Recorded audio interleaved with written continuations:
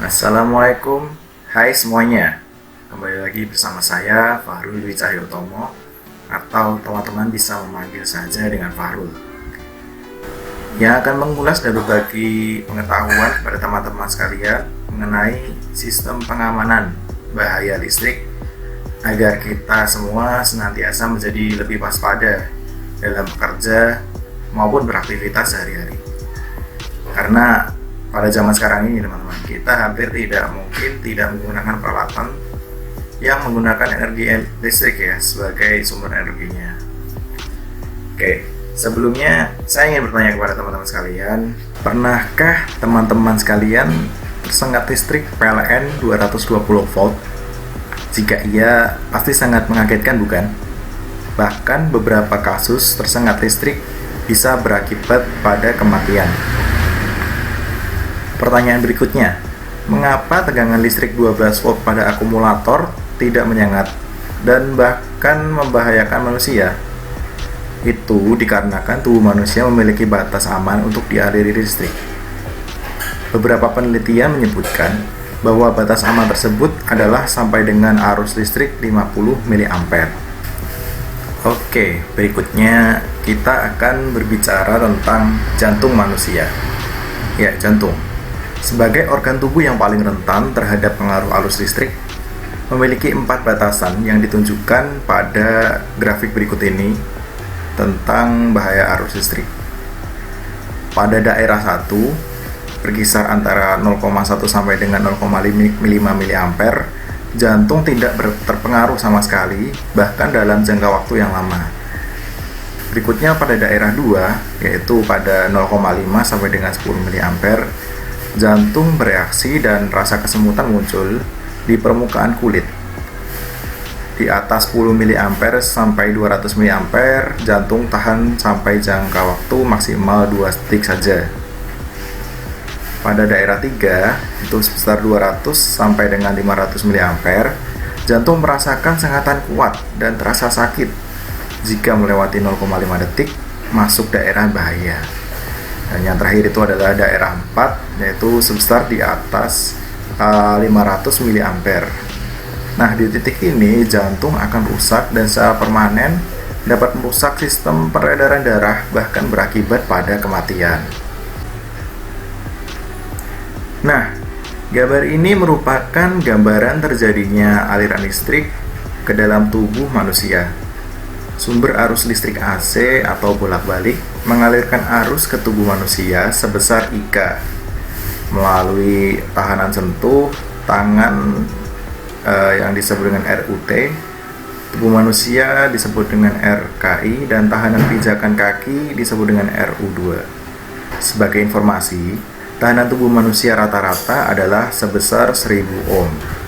Arus yang aman untuk tubuh manusia maksimum adalah sebesar 50 mA seperti yang sudah saya bahas di awal. Maka, menurut rumus berikut ini, besarnya tegangan sentuh adalah sebesar 50 volt. Oleh dari itu, terjawab sudah mengapa tegangan akumulator 12 volt tidak menyengat saat dipegang terminal positif dan negatifnya. Itu karena tubuh manusia baru akan merasakan pengaruh tegangan listrik mulai dari 50 volt ke atas.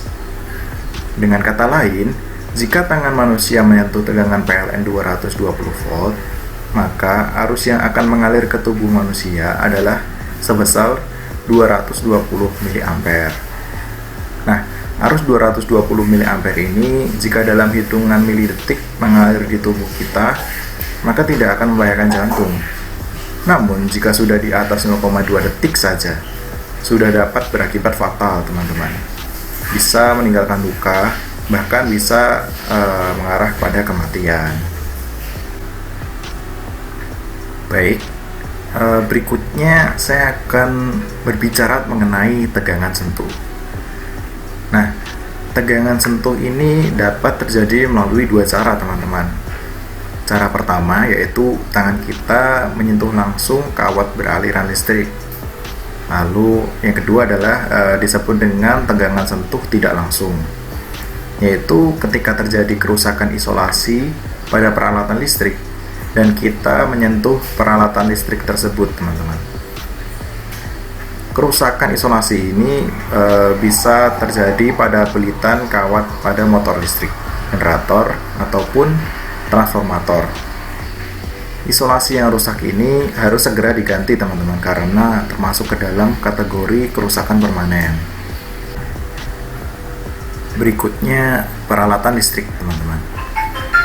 Pada umumnya, peralatan listrik ini terdapat nameplate yang tertera simbol-simbol yang berkaitan dengan tindakan pengamanan. Nah, dapat dilihat pada gambar berikut ini, ditunjukkan bahwa kelas 1 memberikan keterangan bahwa badan alat harus dihubungkan dengan sistem pentanahan. Untuk kelas 2, menunjukkan alat dirancang dengan isolasi ganda dan aman dari tegangan sentuh. Dan pada kelas 3, peralatan listrik yang menggunakan tegangan rendah aman. Nah, ini contohnya adalah pada mainan anak-anak. Peralatan listrik yang banyak kita jumpai di berbagai industri manufaktur, khususnya pada produksi pulp dan kertas, adalah salah satunya motor listrik. Tindakan pengamanan dalam pekerjaan sangat penting bagi setiap dari kita yang bekerja dengan tegangan kerja di atas 50 volt. Pekerjaan perbaikan peralatan listrik disarankan untuk tegangan listrik harus dimatikan terlebih dahulu dan diberikan keterangan sedang dilakukan perbaikan. Dan yang tak kalah penting, kita harus senantiasa waspada terhadap peralatan listrik yang akan kita operasikan. Apakah peralatan tersebut membutuhkan sistem pentanahan, dan apakah sistem pentanahannya sudah terpasang dengan semestinya untuk menjaga keselamatan bersama. Dan tentunya kita harus memperhatikan lockout, takeout atau loto yang ada, serta mematuhi berbagai SOP yang ada untuk mengoperasikan peralatan tersebut untuk menghindari hal-hal yang tidak kita inginkan. Baik, yang terakhir, apa sih kesimpulan yang dapat kita ambil dari informasi yang telah kita dapat hari ini? Nah, bahaya listrik akibat tegangan sentuh langsung dan tidak langsung, keduanya adalah sama berbahayanya. Tetapi dengan tindakan pengamanan yang baik, akibat tegangan sentuh yang berbahaya dapat diminimalkan. Kawat sebaiknya berisolasi sehingga bila tersentuh tidak membahayakan. Peralatan listrik dipasang pentanahan yang baik sehingga ketika terjadi arus bocor akan disalurkan ke tanah dan tidak membahayakan manusia, seperti yang ditunjukkan pada gambar berikut ini. Ketika terjadi gangguan listrik, bagian konduktif terbuka peralatan yang menjadi bertegangan akibat kegagalan isolasi ini, aliran listrik gangguan dikembalikan ke kawat PE, sehingga orang tersebut terhindar arus kecut meskipun menyentuh bagian konduktif terbuka. Nah, pengaliran arus gangguan ke kawat PE ini dikarenakan instalasi sistem pentanahan yang baik pada peralatan tersebut.